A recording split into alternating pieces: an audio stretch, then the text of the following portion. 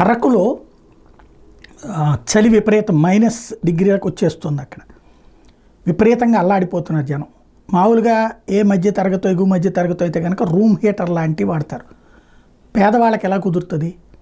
దాంతో ఇంట్లో బొగ్గుల కుంపటి పెట్టుకుని రూమ్లో పెడితే ఆ వేడి బయటికి పోకుండా ఉండడం కోసం తలుపులు గడి వేస్తే ఈ బొగ్గులు కాలినప్పుడు వచ్చేటటువంటి పొగ కార్బన్ డైఆక్సైడ్, ఆక్సిజన్ లేక కార్బన్ డైఆక్సైడ్ ఒకటే పీల్చేటప్పటికి అక్కడ ఒక బామ్మ మనవడు చనిపోయినటువంటి సంఘటన సంచలనం సృష్టిస్తోంది.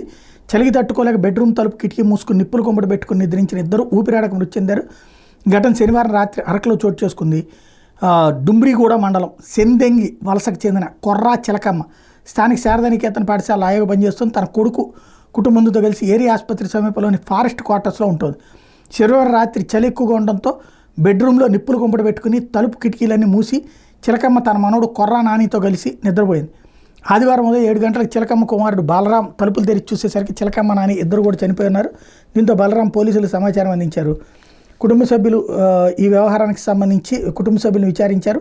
అనుమానాస్పద మృతిగా నమోదు చేసి పోస్ట్ మార్టం నివేదిక వచ్చాక అసలు విషయం తెలుస్తారు.